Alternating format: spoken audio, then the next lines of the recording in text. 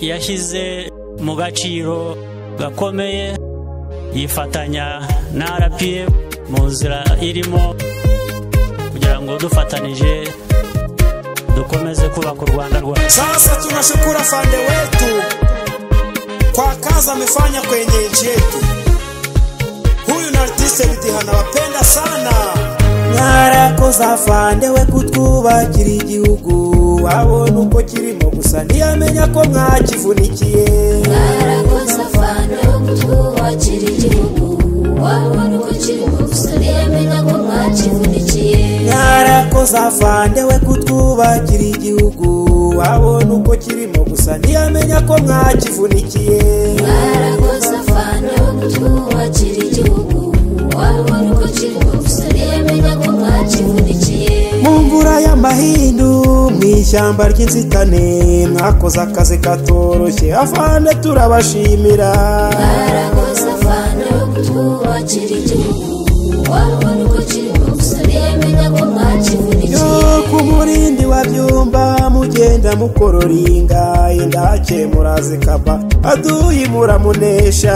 Mwarakoze afande we kutwubakira igihugu, wabona uko kirimo gusa ntiyamenya ko mwakivunikiye. Mashinigani ku rutugu Karachinikofe na Semugi ubundi murapanua aduyi muramunesha.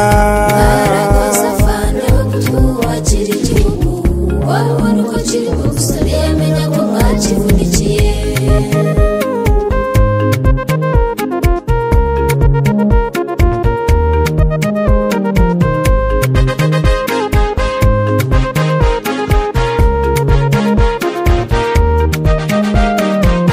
Mwitanze ahakomeye hari n'ababuze ubuzima rwose murabo kubahwa afande turabashimira.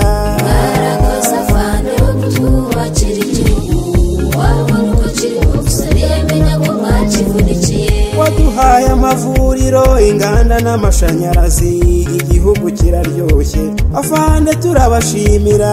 Mwarakoze afande we kutwubakira igihugu, wabona uko kirimo gusa ntiyamenya ko mwakivunikiye. Iterambere rirambye n'umutekano mu gihugu ni wowe tubikesha afande turabashimira.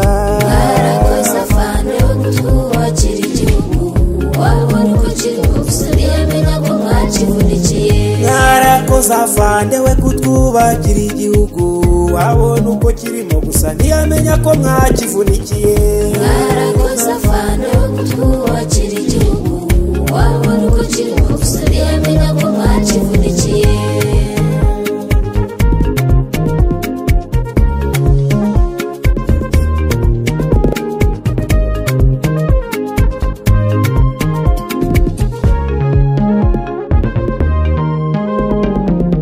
Mwarakoze afande we kutwubakira igihugu, wabona uko kirimo gusa ntiyamenya ko mwakivunikiye.